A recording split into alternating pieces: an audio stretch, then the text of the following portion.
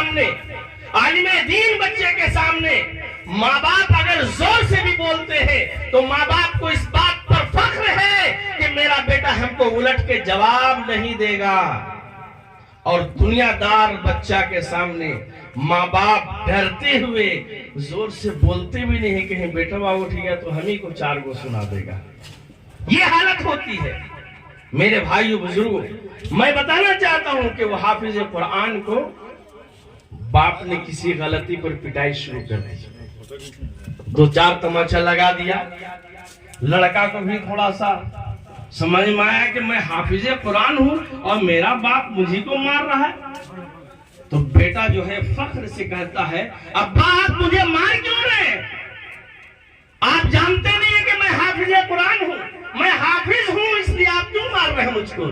تو باپ بھی کہتا ہے کم وقت، اگر تو حافظ ہے تو ہم حافظ کے باپ ہیں، ہم مار سکتے ہیں تم کو، ہم ڈانٹ سکتے ہیں تم کو، ہم تمیز تمہیں سکھا سکتے ہیں. اور حدیث پاک کے اندر جو آیا خیرکم من تعلم القرآن وعلمہ، اللہ کے نبی جناب مقبول محمد الرسول اللہ صلی اللہ علیہ وسلم نے اس بات کی نشاندہی کر دی کہ دنیا کی کوئی تعلیم قرآن کی تعلیم سے آگے نہیں بڑھ سکتی. دنیا کی کوئی تعلیم قرآن و حدیث کے علم سے آگے نہیں بڑھ سکتی ہے. جس کے سینے میں قرآن ہوگا وہ حافظ قرآن ہوگا. دنیا کی کوئی طاقت نہیں ہے کہ کسی حافظ کو یا کسی عالم کو یا دینی اداروں کو ختم کر دے. میں بتاتا چلوں کہ یہی وہ مدارس ہیں جہاں علم قرآن حاصل کرنے کے بعد حضرت مولانا حسین احمد مدنی کو شیخ الاسلام کا لقب دیا گیا. مدارس کے ذریعے سے، علم دین کے ذریعے سے بڑے بڑے لوگ جس مقصد کے تحت آگے بڑھتے ہیں، جو ان کا منصب بنتا ہے وہ علم دین ہی دیتا ہے. دنیا کی کوئی علم نہیں، دنیا کا کوئی علم ایسا نہیں ہے جو قرآن کے مقابلے میں ٹکر لے لے. دنیا کا کوئی علم نہیں ہے جو قرآن کے مقابلے میں ٹکر لے لے. اور ایک بات اور بتاؤں، دور جدید کے حساب سے لوگ کہتے ہیں کہ مدارس کے اندر انگلش بھی ہونی چاہیے، مدارس کے اندر کمپیوٹر بھی ہونی چاہیے، مدارس کے اندر جو ہے ہندی کی بھی تعلیم ہونی چاہیے. لیکن بات تو بالکل معقول ہے، صحیح بات ہے، اور ہم خود چاہتے ہیں کہ ہمارے بچوں کو ایسی تعلیم ملے کہ دنیا کے کسی گوشے میں جائے، دنیا کے کسی کونے میں جائے تو وہ جھجک محسوس نہ کرے، اس کی زبان پر لڑکھڑاہٹ نہ ہو. اگر وہ عربی میں بات کر سکتا ہے تو انگلش میں بھی بات کرے، اگر اردو میں بات کر سکتا ہے تو فارسی میں بھی پیغام خداوندی دے اور ہندی میں بھی پیغام خداوندی دے، تاکہ دنیا کو پتہ چل جائے کہ مدرسے کا طالب علم کوئی معمولی انسان نہیں ہوا کرتا. میرے بھائیو بزرگوں، علماء موجود ہیں اور تمام علماء کا خطاب ہونا ہے. آپ حضرات جو ہے سماعت کریں گے. اتنی بات ضرور گرہ لگا لیجئے کہ ہمارے گھرانے میں ضرور کوئی حافظ قرآن ہو، ہمارے گھرانے میں ضرور کوئی حافظ قرآن ہو جو ہماری بخشش کا ذریعہ بنے، ہم اس کی وجہ سے دنیا میں بھی سر اٹھا کے چل سکیں اور آخرت میں بھی سر اٹھا کے چل سکیں. میرے بھائیو، قرآن کے علم کو ہم حقیر نہ سمجھیں.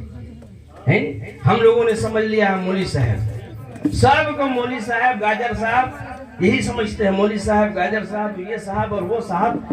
میرے بھائیو، علماء کا جو مقام ہے نا، علماء جس چٹائی پر، جس بوری پر بیٹھ کے قرآن کا علم دیتے ہیں، اگر اس بوری کو بادشاہ کے تاج میں ٹانک دیا جائے تو بوری کی برکت سے بادشاہ کی بھی مغفرت ہو جائے گی. یہ علماء کا مقام ہے. جی، حضرت اورنگزیب عالمگیر رحمۃ اللہ علیہ کا واقعہ بہت مشہور ہے. شہنشاہ ہندوستان سب کچھ ہے، حافظ قرآن نہیں تھے. والد نے کہا کہ بیٹے تم کو سب کچھ، شہنشاہ ہندوستان بھی ہو، عالم بھی ہو، یہ ہو، لیکن سب کچھ تم اپنے لیے ہو، ہمارے لیے کیا ہو؟ کہا کہ آپ کے لیے مطلب اگر تم حافظ ہوتے تو ہمارے لیے بھی بخشش کا ذریعہ بنتے. طے کیا کہ جب تک کہ میں حافظ نہیں بنوں گا آپ سے ملاقات نہیں کروں گا. سمجھ میں آتا ہے؟ ہم لوگ سمجھتے ہیں کہ حافظ بن جانا، مولوی صاحب بن جانا، ٹوپی چھاپ بن جانا، داڑھی رومال رکھ لینا اور بیگ ٹانگ کے چندہ مانگتے چلنا اور قرآن خوانی پڑھتے چلنا ہمارے مردوں کو بخشوانا مولویوں کا کام ہے۔ اگر نیت صحیح ہے کہ انہی علماء کی دعاؤں سے ہمارے مردوں کی بخشش ہو سکتی ہے، اور اگر حقیر نظر سے دیکھ کر کے ایک نہیں 101 مرتبہ بھی قرآن مکمل کروا دو گے نا تو بخشش نہیں ہوگی۔ نیت صحیح ہونی چاہیے۔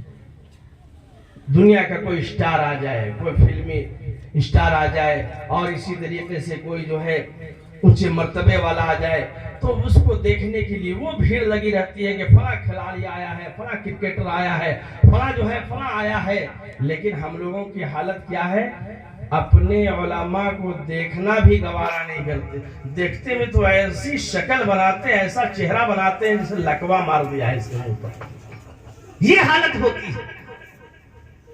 جمعہ کے دن بھی یہ عالم ہے لوگوں کا کہ مسجد کے خطبہ چلا رہے ہیں، آوازیں لگا رہے ہیں، بیانات چل رہے ہیں، اللہ رسول کی بات ہو رہی ہے، ہر مسلمان باہر کھڑا کھینے رگڑ رہا ہے، گٹکا پھاڑ رہا ہے، تو ٹیمو ہے یہ سمجھتے ہیں۔ میرے بھائیو، علم کی قدر اگر نہیں ہوگی، علم کی قدر نہیں ہوگی تو علماء کی قدر بھی نہیں کر سکتے، اور اگر علم کی قدر ہماری زندگی میں ہو اور علماء کی قدر ہم کرنے لگ جائیں تو ہم سمجھتے ہیں کہ ہر گھر میں عالم ہونے لگے گا، ہر گھر میں حافظ ہونے لگے گا، ہر گھر میں ایسے لوگ ایسے افراد کھڑے ہو جائیں گے کہ ہم کو کسی اور